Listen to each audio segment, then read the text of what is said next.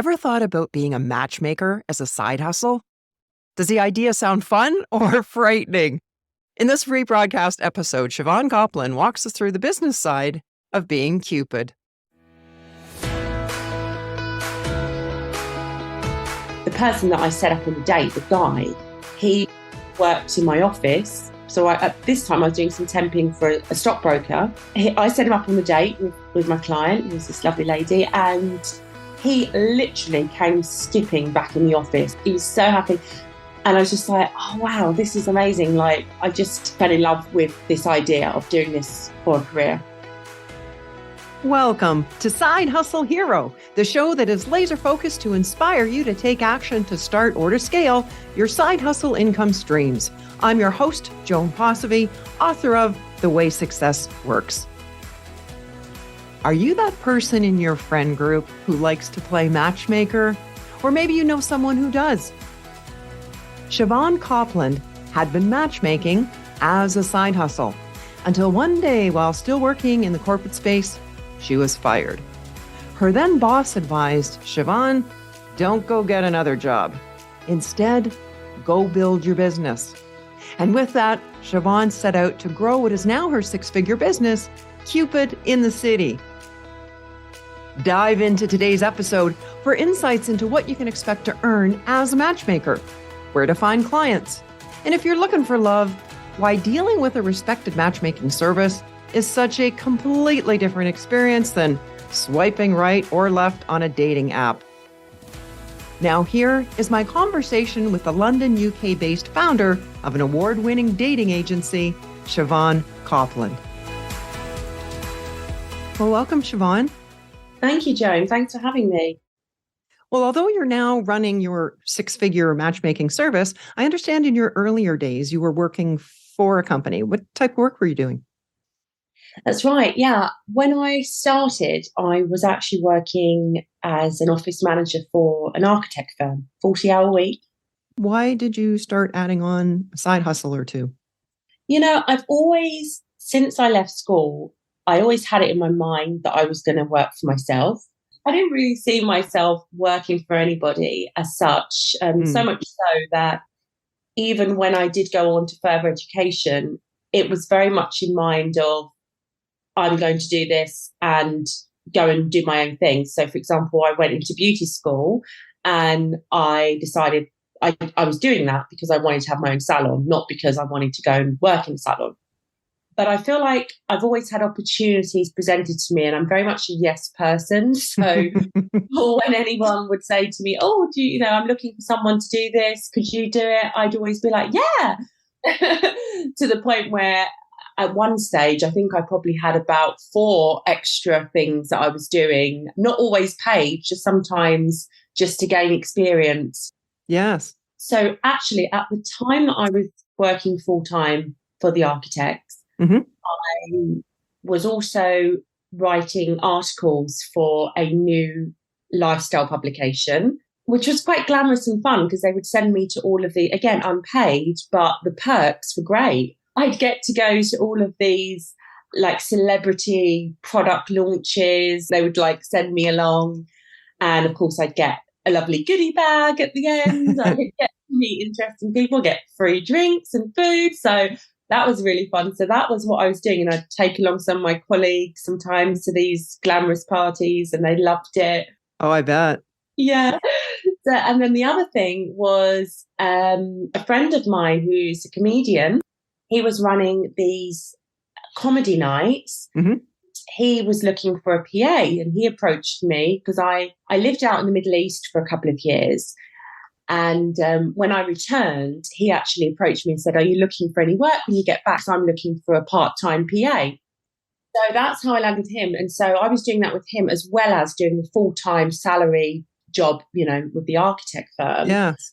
And then he was the one that actually said to me that he'd noticed a lot of the people, like the regulars that were coming to our Sunday comedy show, they were single, right? So yeah.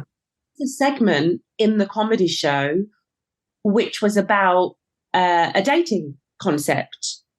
And what that entailed was I would have to pick someone from the audience who would then have to point out to me 3 people in the audience that they quite fancied and wouldn't mind going on a date with. Wow. Okay. This was during the comedy show? During the comedy show. Okay. Yes. Yeah. So there was a segment which was dating related for a bit of fun. And I'd have to pick someone who would then have to pick 3 people. And then the audience would then choose who that person went on a date with out of the 3 people that they had. Oh, wow. That must have been hilarious. It was. So we did that. And then as an extension to that, he suggested to me that I go and run my own event, which was a speed dating event. Okay. I then said, sure. So I was able to promote that speed dating event to that crowd that were coming to the comedy show. There's another example of you going, yes, sure, I can do that. Absolutely. Yeah. So that's what we did. We did one, and it was supposed to be a charity fundraiser for the first one. So I wasn't doing it for financial gain. I was actually just doing it for fun and to give to charity. And then after that, we actually got a lot of matches from that first event, and there was quite a lot of buzz around it. So there was demand. So, when am I going to do the next one? And I just sort of continued doing them because people kept asking me to do them. And then I got the idea that I wanted to then launch an online dating platform. So I actually did launch an online dating site called Catch Me Cupid. Catch Me Cupid, nice. Yeah, that was in 2009 or 10, I want to say. And my bosses at the architect firm, they knew that I was basically doing this as a side hustle, and they really loved the idea, actually. So, yeah, that's a really long way of answering your question. So the people at the architecture firm knew what you were up to, but you were still juggling it at the side hustle. At some point you left there, didn't you? That full-time job? I did. So I actually got made redundant, and I don't think it was really redundant. I think it was a sacking, but I think they liked me too much to call it a sacking. I must admit, I'm not the most organised person. I'm a bit of a scatterbrain much of the time, and admin tasks are just not my strength. Right. I was just making a lot of mistakes, and I knew I was making a lot of mistakes. I knew I was daydreaming all day. I became more and more obsessed by it by the day, honestly. Yes. And so you knew that your days there were numbered.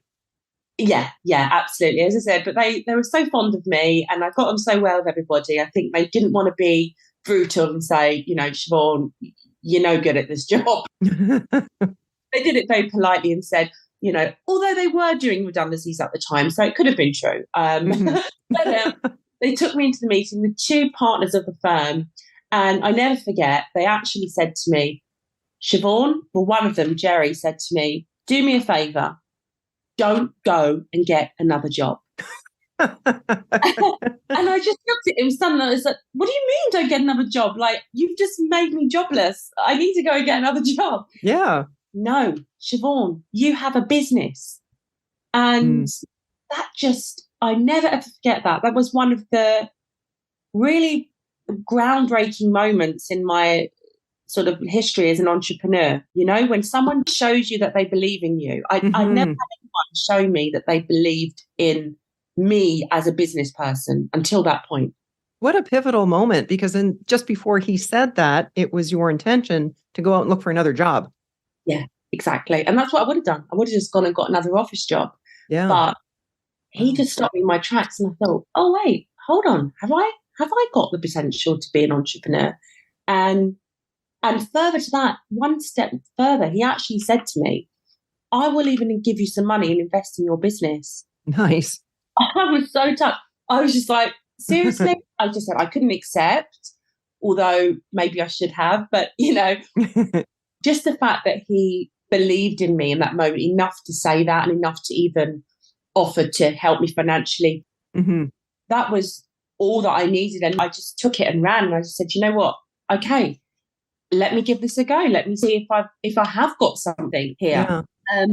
But I carried on temping because I couldn't just straight away make money from the business, right? So it still did continue to be a side hustle for me. I would say for several years, actually, further to that. So actually, yeah, that was 2010. It wasn't until 2013 that it then became a full-time thing for me. What was happening during those 3 years then that caused you to be able to, 3 years later, actually quit your other sources of income and work on the matchmaking full time? The actual thing that allowed me to do it was moving away from the events and starting to focus more on the one-on-one matchmaking, which is what I currently do. Oh, okay. I think one of the first things that introduced me to the matchmaking industry was actually watching the TV show The Millionaire Matchmaker. Okay. There's a lady called Patty Stanger, and she had a show that ran for many years, actually, called The Millionaire Matchmaker. And her role was basically millionaires would come to her and they would want to find a long-term partner, a wife. And she and her team would just go out, find people, make those introductions. But I mean, she was charging like £50,000 for like one client search. Right. And I was just like blown away that you could even charge this much money just to introduce someone to someone, Yes. It was a big eye-opener for me. And then I just became really curious about this industry and started to find, are there matchmakers in the UK? Who are they? What are they charging? So I started doing a lot of research. And again, when I was temping for a big fashion brand and I was a receptionist there, one of the partners there, again, seemed to believe in what I was doing. He was even doing loads of research, and he came into the office one day, 50 pages of printouts of like all what the people in the industry in the UK are doing, what they charge. He he spent so much time. And again, I was like, oh, right, okay, I think I could be onto something here. Mm-hmm. So, of course, I saw Patty Stanger charging 50,000, and I went in and started charging people £100 a month. I thought, I've got to start somewhere. And so I put it out to the people that had been coming to the events and said, would anyone be interested in a bit more of a personalized service, rather than just the randomized approach of coming to an event? Yes. Would you like to actually look to set you up with someone that I've personally met and got to know, and I think that you would get on with? And there was a great response to that. Wow. The majority who attended said they would be interested in that type of service. And that, again, gave me that confidence to say, right, maybe this is the direction that I need to go, continuing to do the events. Where did you find all these people to even begin to do the matchmaking? So I was putting it on the major ticketing platforms like Eventbrite, Soma, and places like that, where they naturally kind of have a platform where people that are looking for events can come and find what's on certain dates. Mm-hmm.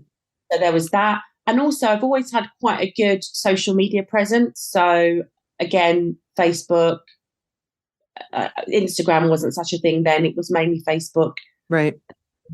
Sharing it, and then obviously people would share it with their friends, etc., and word of mouth. But thanks to Kojo, I had that base from the comedy club as well. So there was quite a solid base from there, and I just was able to build on that with those other ways. Right, because you were doing all the speed dating events back at the comedy club, so that gave you almost it gave you, I guess, a database to begin your matchmaking. Would that be fair to say? Yeah, absolutely.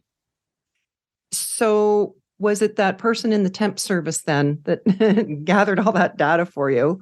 Was it a conversation that the two of you had that gave you the realization, hey, I can actually do this and get paid for it and get paid well? Yeah, I think it definitely made me obsessed with in a good way.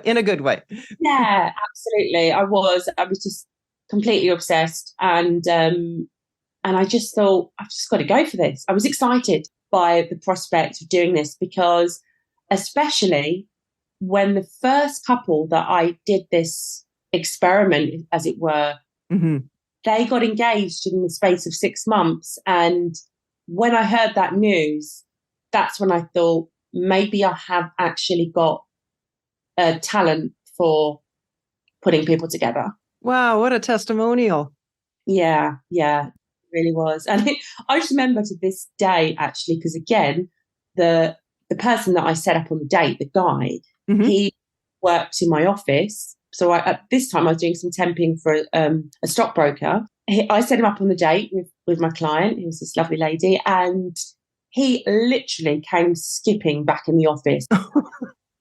He was so happy. Honestly, Aw. and I was just like, oh wow, this is amazing. Like, I just fell in love with this idea of doing this for a career. Yeah, you're like, I want to keep doing this. Yeah, yeah, absolutely. And then I guess slowly as you grew that business, you were able to let go the other side hustles. Yeah, exactly. Well, thinking about the business side of matchmaking, I'm wondering, since you don't have inventory or the need for a traditional office, what's your biggest expense? Would that be marketing or? Good question. I have had offices, and Mhm. I don't currently have an office. We are looking into getting one again, just because it's quite nice to have a base and, there's one place for people to go. But I also do quite enjoy being invited to nice places and meeting them there. So, Yes. but yes, the main expenses that I would have at this point is obviously, we use like a database management system, so we pay for that. Obviously, website costs, we need to have a website.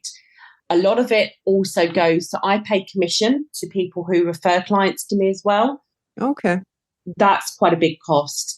And we do include professional photos of all of our memberships as well. Also do pay a professional profile writer to write up their profile.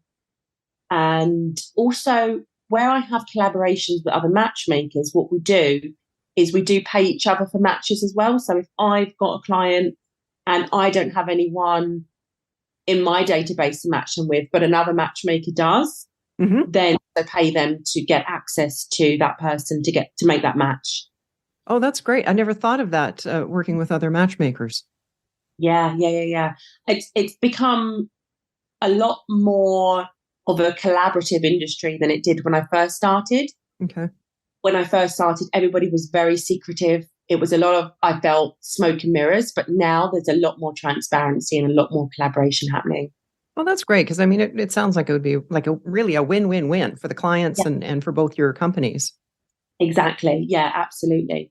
Well, you mentioned the database. So when someone signs up to be your client, do you check them out, like background checks to verify that they are who they say they are, and that they are indeed maybe single or divorced? Like, how does that work? Yeah, absolutely. So we do vetting, as it were, and I think that is one of the advantages, really, Hmm. Okay. because we are vetting them. Here's so many horror stories with the online dating space, especially, I mean, just a couple of days ago, I spoke to a lady who had been scammed out of like £30,000 from a guy she met online. Oh no. It's quite astonishing how women particularly can get really emotionally invested in, an interaction with someone, form a relationship without even, meeting, because it's like, all this talk, this daily conversation, daily messages and all that. Whereas, we get straight to the date. So we don't do all this, even once we've checked them out, we've vetted them.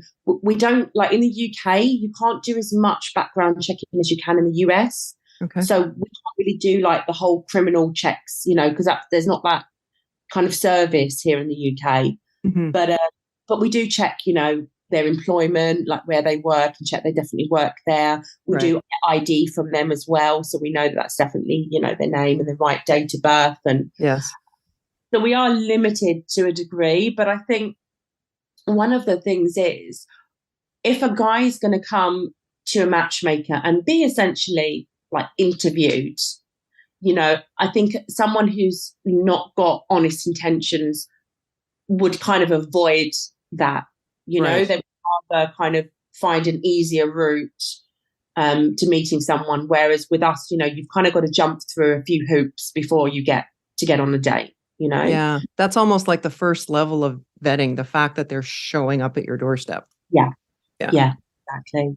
Yeah, thankfully, touch wood, in all the years I've done it, I've not had any bad experiences.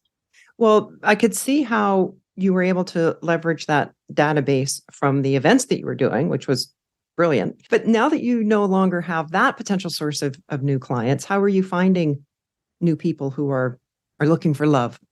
Yeah, good question, which is what all my potential clients ask me as well. So, we do still occasionally do the events, but yeah, we no longer rely upon that, quite rightly, as you said, for the database. Mm-hmm. A lot of it has now become word of mouth, which is really nice. So, when we have actually matched someone, they usually always have a few friends or family members that are also single. And as a trusted service, they do refer us.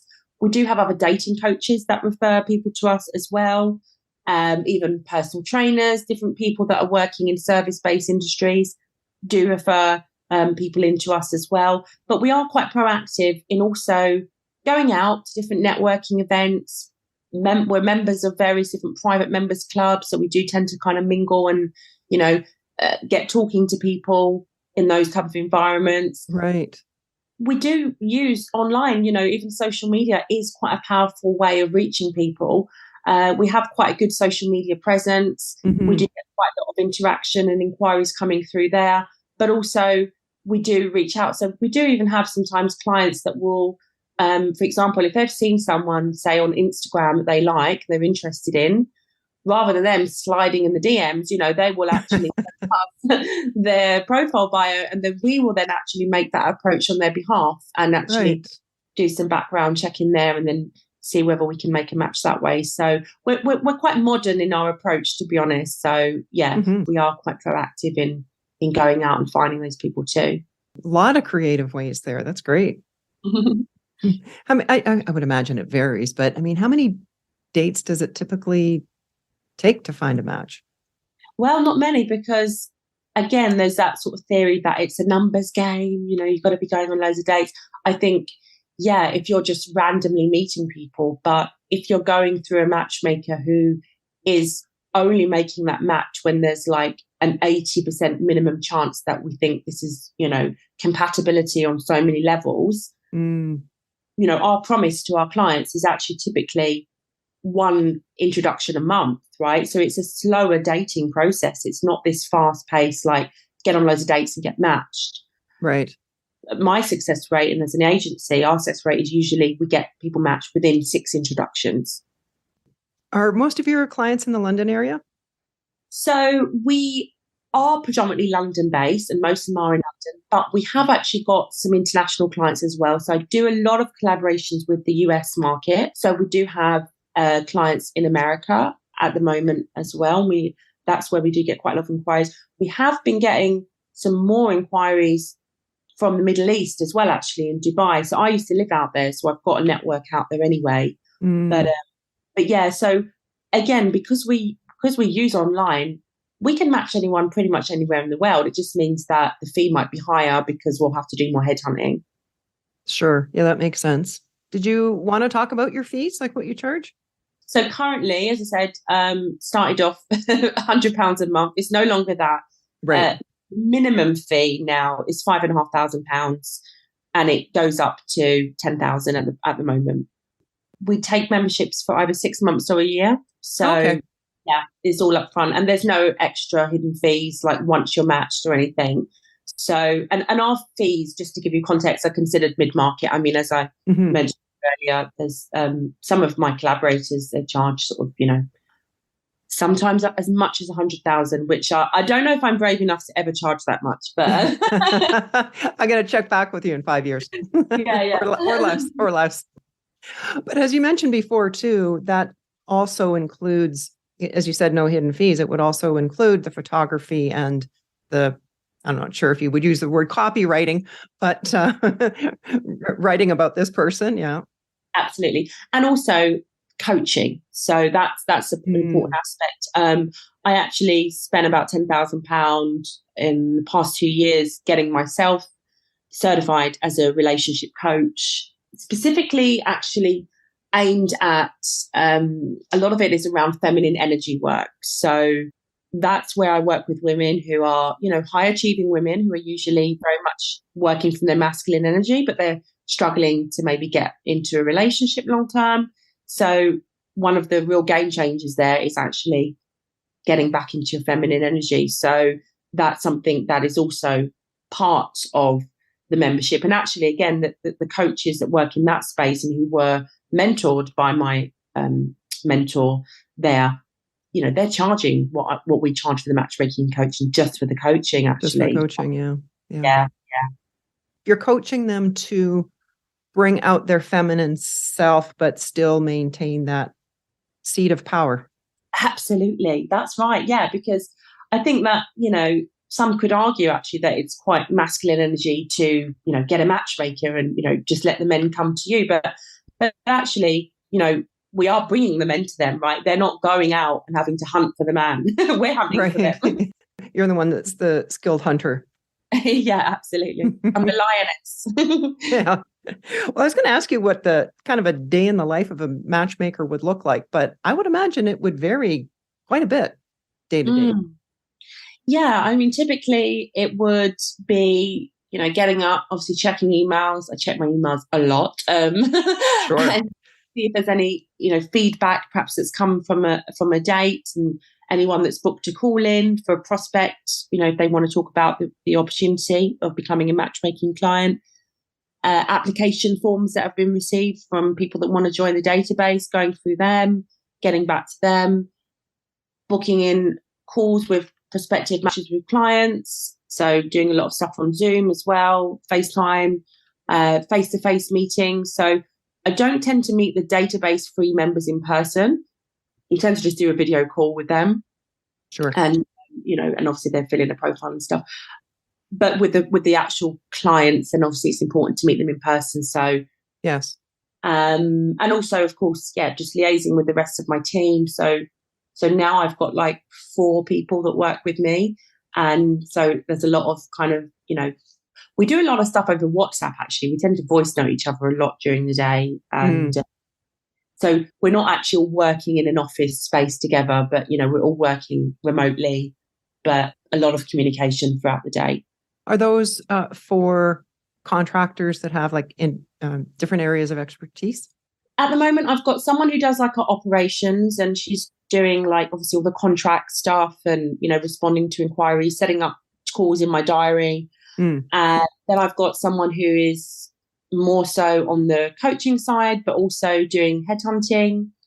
Then I've got my main sort of matchmaker, because I don't do as much the matchmaking anymore myself. I'm kind of like, I oversee it, but I'm not really doing actually as much of the headhunting as I used to. So actually I've got 2 main matchmakers, a headhunter, the operations person. Then I have someone who does the marketing, the social media stuff as well. So actually there's 5 main people. And then the others, I have other dating coaches that I do some work with, the photographers obviously as well, and profile writers. Yeah. So you've gathered quite the team there.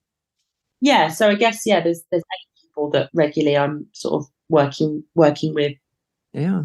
Well, what's been your biggest surprise in the business? Like in terms of either the business itself or the clients? I'm always surprised when someone comes with what I consider to be unrealistic expectations when it comes to what they want me to find for them. That's always, I had one of those today, and and sometimes a bit like, oh gosh, I can't take on everybody, know. So when somebody does come with me with this, Christmas list of what they want, and it seems, it doesn't seem like this person's kind of willing to compromise on anything, right? I think that's surprising when I do meet people who are just so set. I mean, for example, somebody the other day, she's 49 and she only date up to 50.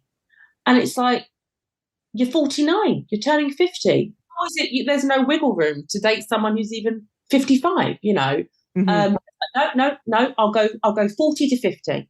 And it's like, but these 40-year-old guys probably some of them haven't had children yet. They still want to have a family. So they're not going to do that with a 50-year-old, right? Those kind of conversations that I have, I don't know if that's a business thing, but it is really, because it's part of my business, people's demands. And, sometimes, unfortunately, I have to sort of say that it's frustrating, because when I have situations like that, I want to help these people. Yes. Same woman that was scammed out of £30,000. I'm thinking, right, you've had a really bad time. I'd really like to show you the light, but it's really hard for me to do when you're adamant that, you can't consider someone who's even 2 years older than you, or Exactly.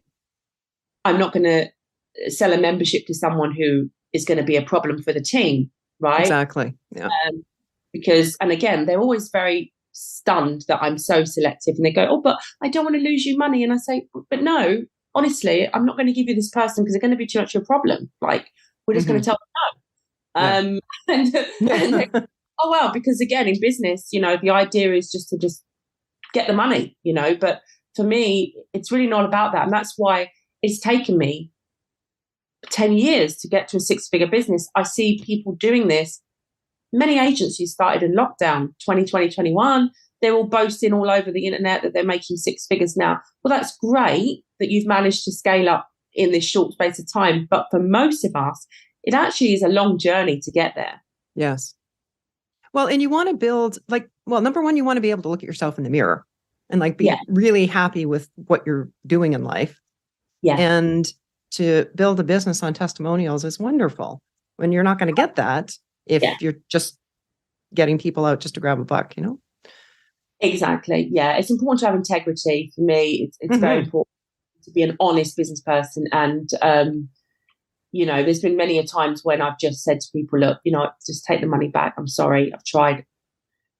What's the percentage of your clients, female versus male?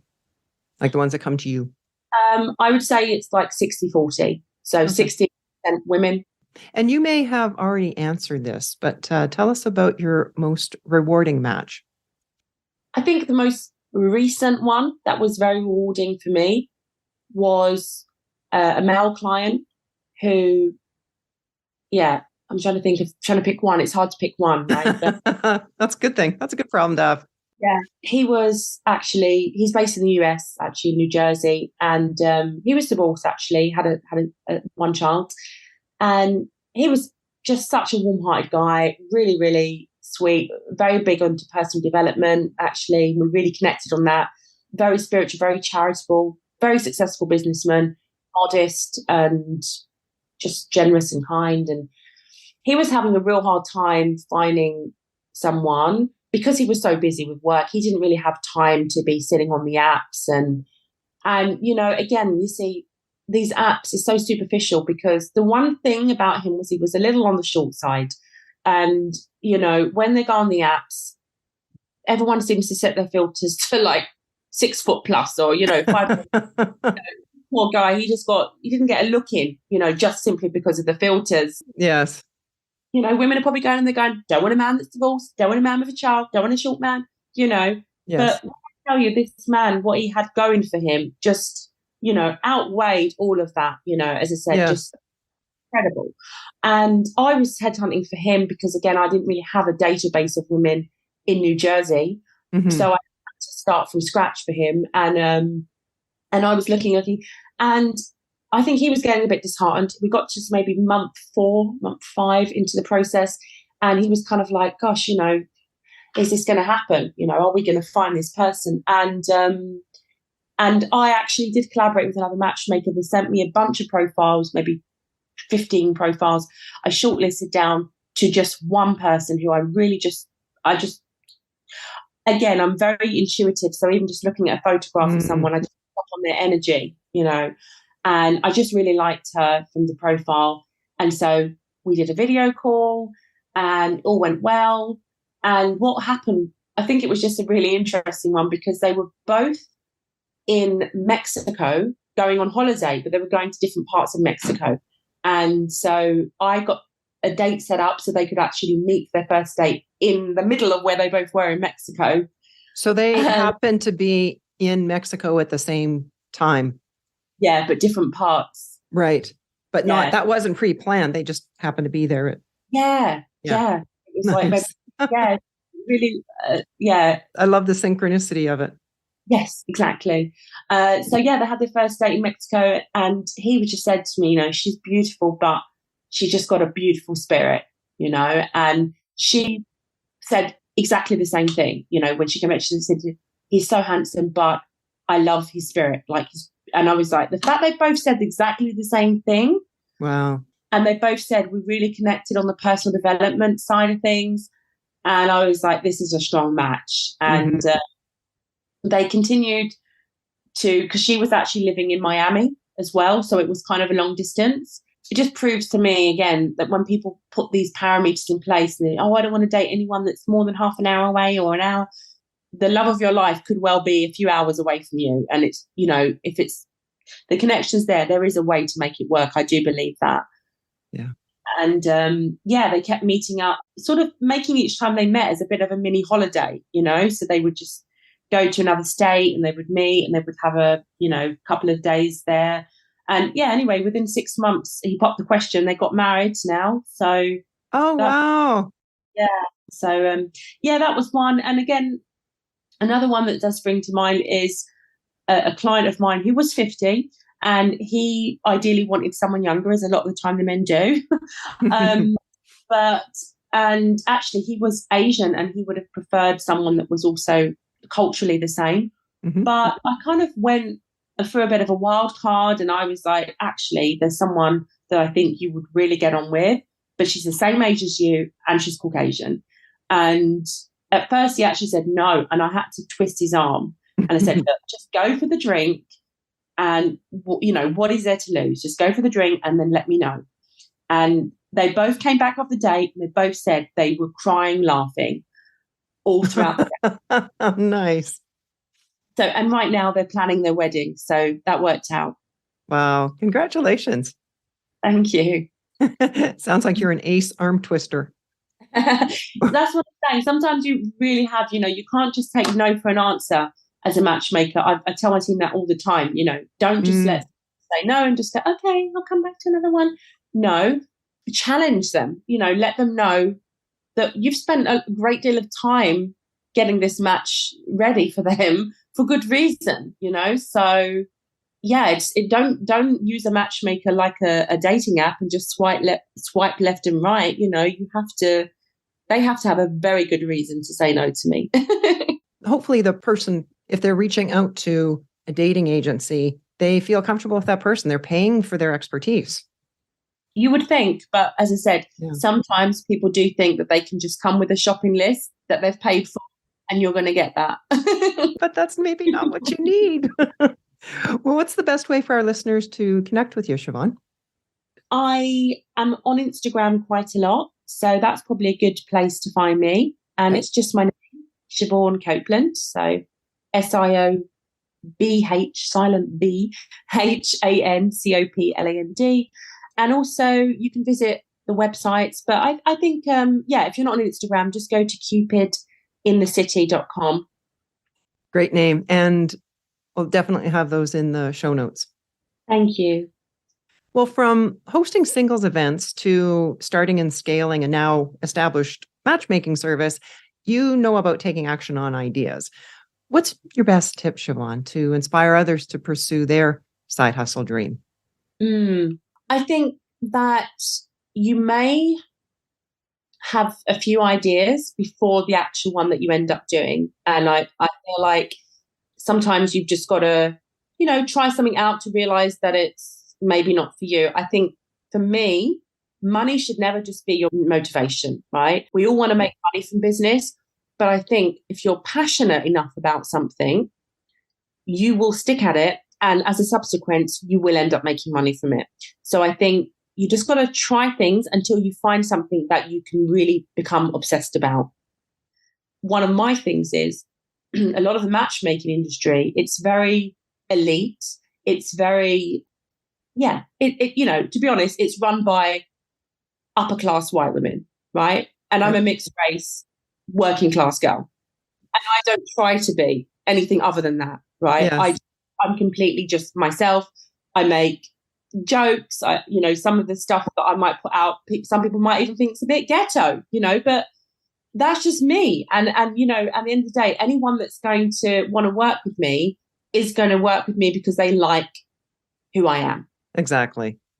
They know who they are getting. Yeah. And there's a connection there. Yeah, exactly that. Thank you, Siobhan, for sharing your story and for giving us insights into your world as a matchmaker and for being today's side hustle hero.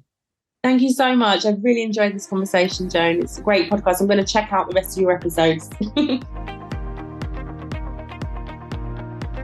I appreciated how Siobhan wrapped up our conversation by pointing out that as a mixed-race working class girl, she's not someone who you would typically find running a successful dating agency, and she has no intention of being anyone or anything but herself.